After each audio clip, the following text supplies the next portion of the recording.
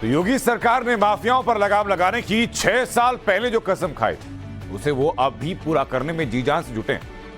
योगी ने 6 साल में जो हासिल किया उसके दम पर वो कह रहे हैं कि नो कर्फ्यू, नो दंगा, अब यूपी में सब कुछ चल।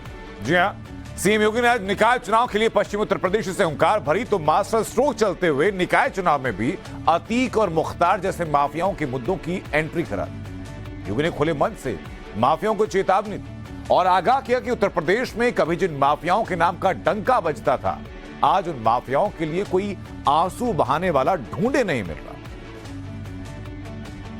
रंगदारी ना फिरौती, अब यूपी नहीं है किसी की बपौती।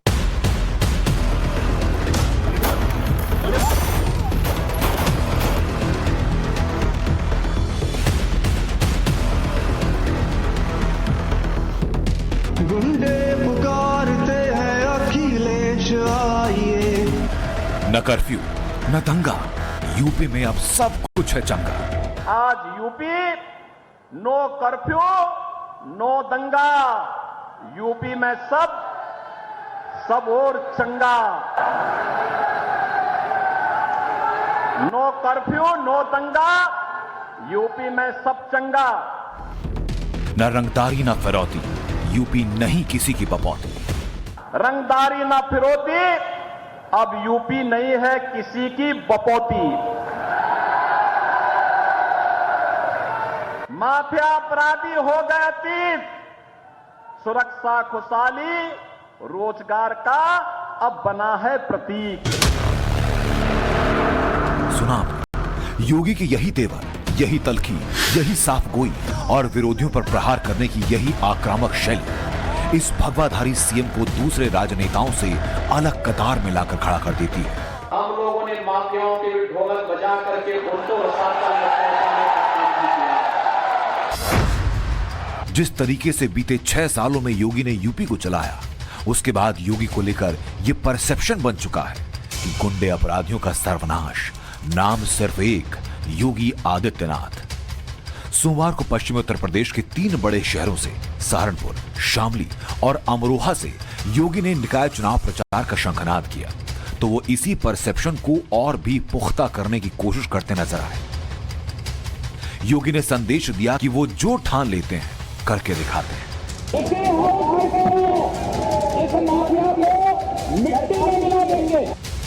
अपराध और दंगों पर जीरो टॉलरेंस, सांस्कृतिक विरासत का संरक्षण और राष्ट्रवाद के गौरवगान के संकल्पों से लबरेज 6 साल का योगी मॉडल देखकर बड़े से बड़ा माफिया थर्राता ही नहीं, विरोधी भी घुटनों के बल आ जाते हैं। उत्तर प्रदेश कर्फ्यू नहीं, कावड़ यात्रा की तैयारी के लिए उत्साह के साथ आगे बढ़ता है। अब उपद्रव नहीं, उत्साह हमारी पहचान है। अब माफिया नहीं, महोत्सव हमारी पहचान है और उस पहचान को और मजबूती के साथ जमीनी धरातल तक पहुंचाने के लिए आज भाइयों बहनों, आप सहारनपुर से मैं आया हूं, प्रचार की शुरुआत ही सहारनपुर से कर रहा हूं। माननीय योगी आदित्यनाथ जिंदाबाद। यूपी की राजनीति का ये वो दौर जहां सियासत माफियाओं की सरपरस्त नहीं बनती, बल्कि अपराधियों को उनके किए की सजा दी जाती है। अब माफियाओं की हनक और ठसक नहीं चलती, बल्कि दबंग रसूखदारों पर प्रशासन का चाबुक चलता है। दंगों कर्फ्यू की जगह कांवड़ यात्रा, गोलियों की गूंज की जगह भजन कीर्तन, शोहदों के आतंक की जगह भय मुक्त वातावरण, हिंदुओं के पलायन की जगह सुरक्षित कारोबार, गुंडा टैक्स की जगह माफियाओं का सरेंडर और युवाओं के हाथ में तमंचे की जगह टैबलेट। आएंगे फिर योगी, आएंगे फिर योगी। निकाय चुनाव के मद्देनजर जनता के सामने योगी कुछ इस तरह से यूपी में 6 साल के बदलाव का खाका खींच रहे हैं। विपक्षियों, खासतौर पर अखिलेश पर प्रहार कर रहे हैं और लोगों को भरोसा दिला रहे हैं कि यूपी की कानून व्यवस्था पूरे देश में नजीर बनकर सामने आई, जो सुरक्षा की गारंटी है। एक बार फिर से ये लोग अपने एक नए कवर के साथ आपके बीच में फिर आ रहे हैं। माल तो वही है, लिफाफा नया है।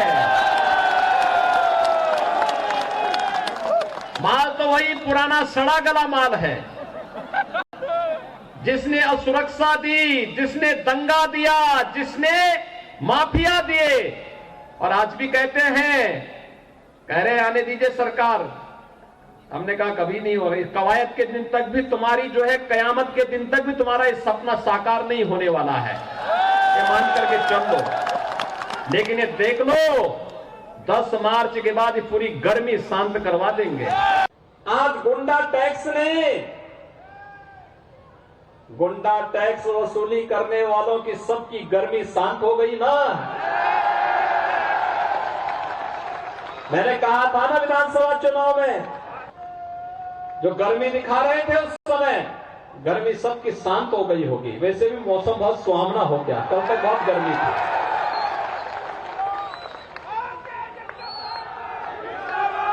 गुंडा टैक्स वसूली करने वाले कहां चले गए, कोई पता ही नहीं। कोई उनके लिए 2 बूंद आंसू बहाने वाला भी नहीं।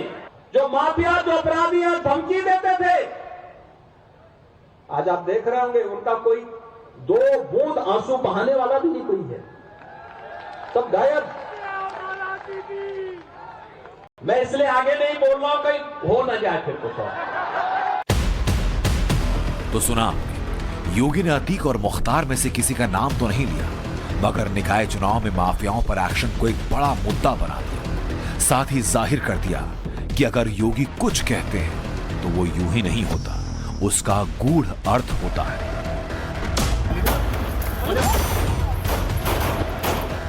योगी जब खुले मंच से माफियाओं को चुनौती देते हैं, नो कर्फ्यू, नो दंगा, सब चंगा जैसी बात करते हैं, तो ये बेवजह नहीं। यूपी के सबसे बड़े माफिया अतीक अहमद का गेम ओवर हो चुका है। दूसरे सबसे बड़े माफिया, जेल को अपनी ऐशगाह बनाने वाले मुख्तार अंसारी पर एक्शन हो रहा है। इतना ही नहीं, मुख्तार के बाद तीसरा टारगेट भी सेट हो चुका है। अतीक और अशरफ के खात्मे के बाद यूपी की नजर यूपी के बड़े माफियाओं पर है। इसके लिए बाकायदा 61 लोगों की लिस्ट बनाई गई। इस लिस्ट में सिर्फ बाहुबली या अपराध जगत के माफिया नहीं, बल्कि वो तमाम लोग हैं जो पहले सिस्टम से लेकर शासन को अपने इशारे पर चलाते थे। इनमें गैंगस्टर, रेल माफिया, भू माफिया, खनन माफिया, शराब माफिया, पशु माफिया, शिक्षा माफिया सभी शामिल हैं। योगी की इस नई लिस्ट में ब्रजेश सिंह और खान मुबारक जैसे कई बड़े नाम हैं। यूपी में माफियाओं को परमानेंट खत्म करने पर योगी सरकार ने जो ब्लूप्रिंट तैयार किया, उसका होमवर्क पूरा हो चुका है, काम शुरू हो चुका है, और कोशिश ये कि भविष्य में ना तो कोई माफिया पैदा हो, ना उन्हें बचाने वाले और ना ही मदद करने वाले। इस ब्लूप्रिंट के तहत माफिया का खौफ खत्म होगा, उनके आर्थिक साम्राज्य को जब्त किया जाएगा, गुर्गों का काम तमाम होगा, मददगारों की कमर तोड़ दी जाएगी। साफ शब्दों में कहें तो ना तो आगे चलकर कोई अतीक बनेगा, ना मुख्तार अंसारी को कॉपी करने की कोशिश करेगा, फिर चाहे सरकार किसी की हो। इसके लिए योगी बाकायदा एक सिस्टम बना रहे हैं जिसके तहत माफियाओं और बाहुबलियों का परमानेंट इलाज होगा। आज मित्रों, उत्तर प्रदेश में किसी जनपद के नाम से डरने की आवश्यकता नहीं।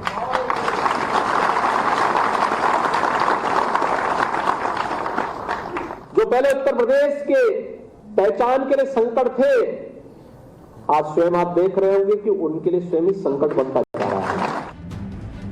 यूपी में पहले का रिवाज था, मुख्यमंत्री माफिया को बनाते थे, बदले में माफिया उन्हें पैसा देते थे, दबंगई से वोट लेकर आते थे।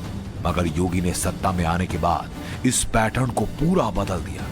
योगी अब चुन चुनकर माफियाओं को बना नहीं रहे, बल्कि चुन चुनकर माफियाओं को खत्म कर रहे हैं। ये पहला काम करते थे, जब कोई घटना ये करते थे तो उसको सीआईडी भिजवाते थे। सीआईडी इसलिए भिजवाते थे, 1-2 साल पड़ा रहेगा, तब तक गवाह तोड़ लेंगे, किसी को मार लेंगे, किसी को धमका लेंगे। वो सब नहीं हो पा रहा है, गवाह तोड़ नहीं पा रहे, इसीलिए 100 केसेज होते हुए आज तक सजा नहीं हो पाई थी। अब जो है, इसको योगी आदित्यनाथ की सरकार ने एक सुनियोजित तरीके से प्रोसिक्यूशन को, जिला पुलिस को, एमपी एमएलए कोर्ट में, और इसको करके गवाहों को ला करके, गवाही दिला करके इनको सजाएं दिलानी है।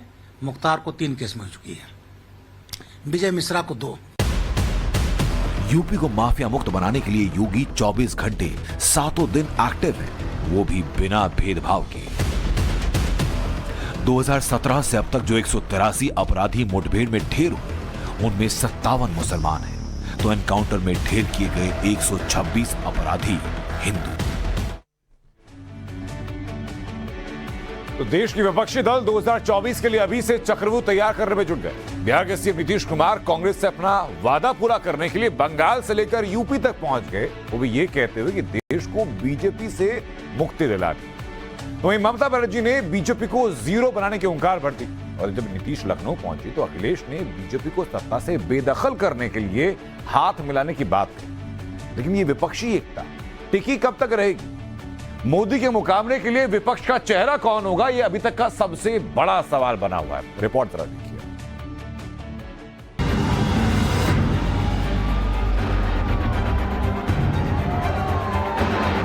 मोदी जी 300 से ज्यादा सीटों के साथ फिर से भारत के तीसरी बार पूर्ण बहुमत के साथ प्रधानमंत्री बनने वाले।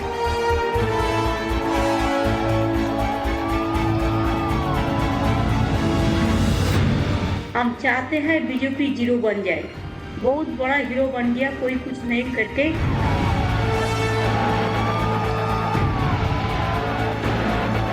अभी लोग पता नहीं इतिहास को बदल देंगे, क्या करेंगे, तो सब लोगों को अलर्ट होना है।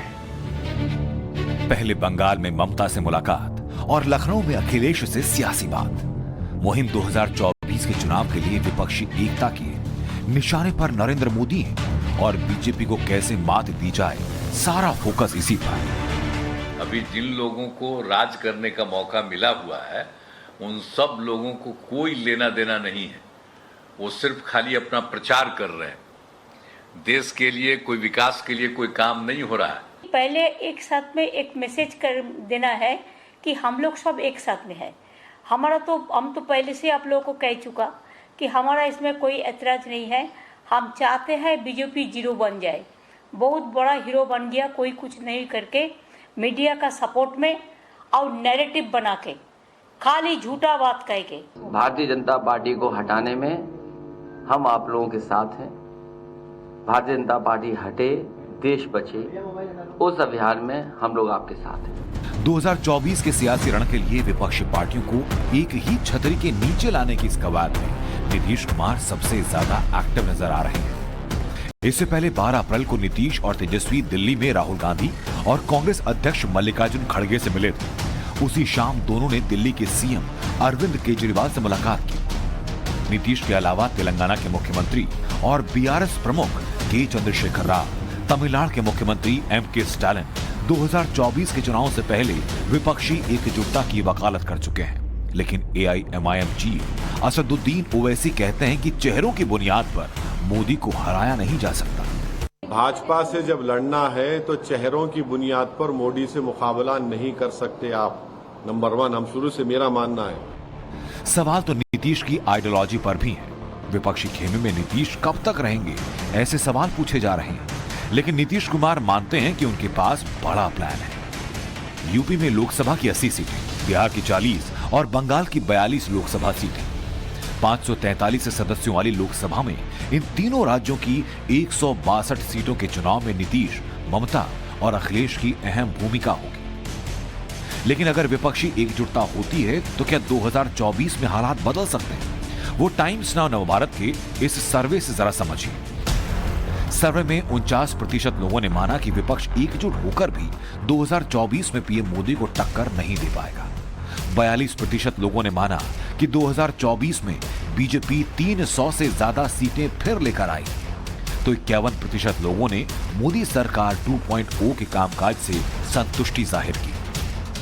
2024 में हैट्रिक की तैयारी में जुटी बीजेपी भी अपने दम पर 300 से ज्यादा सीटों का लक्ष्य लेकर चल रही है। 2019 में हारी हुई सीटों पर फिर बाजी पलटने की तैयारी है। तो दूसरी तरफ विपक्ष भी एकजुट होकर चुनौती देने की कोशिश में है। लेकिन विपक्षी एकता की इस कवायद की हवा निकाल दी एनसीपी चीफ शरद पवार के इस बयान ने। आणि बाकी आता आम्ही एकत्र लढणार वगैरे आघाडी आहे, एकत्र काम करायची इच्छा आहे, पण इच्छाच नाही, पुरेशी नसते, जागांचं वाटतं, त्याच्यात काही इश्यू आहेत का नाही ते अजून केलंच नाही ते कसं सांगता येईल. शरद पवार का ये बयान ऐसे वक्त पर आया जब महाराष्ट्र में उनके भतीजे अजित पवार के बीजेपी के साथ आने की चर्चा जोरों पर है. इस बीच मुस्लिम रिजर्वेशन का मुद्दा भी बड़ा फैक्टर बनता जा रहा है. 2 बेडरूम हॉल किचन की स्कीम में भी माइनॉरिटी का रिजर्वेशन किया. संविधान विरोधी मुस्लिम रिजर्वेशन शिक्षा में किया और कई सारी बातें की. मैं यहां कहकर जाता हूं, भारतीय जनता पार्टी की सरकार बनेगी तो एक गैर संवैधानिक मुस्लिम रिजर्वेशन को हम समाप्त कर देंगे. कर्नाटक में कांग्रेस सरकार ने जो 4% मुस्लिम रिजर्वेशन दिया, बीजेपी ने हाल ही में उसे खत्म कर दिया और अब तेलंगाना में मुस्लिम रिजर्वेशन को गैर संवैधानिक बताते हुए सत्ता में आने पर खत्म करने की बात कही. आरक्षण के नाम पर बीजेपी विरोधी पार्टियां मुसलमानों का ऐसे इस्तेमाल करती रही जैसे तेज पत्ता. कांग्रेस, समाजवादी पार्टी चुनावों में मुस्लिम आरक्षण का खेल खेल चुके, लेकिन उन्हें भरोसे के काबिल नहीं समझा गया. बीजेपी सबका साथ सबका विकास की बात करती है और इसे साबित करने के लिए बीजेपी ने यूपी निकाय चुनाव के पहले चरण में करीब 250 मुसलमान उम्मीदवारों को मैदान में उतारा. इसमें पीएम मोदी के संसदीय क्षेत्र वाराणसी से लेकर सीएम योगी का गोरखपुर तक शामिल है. Bureau report, times now Bharat.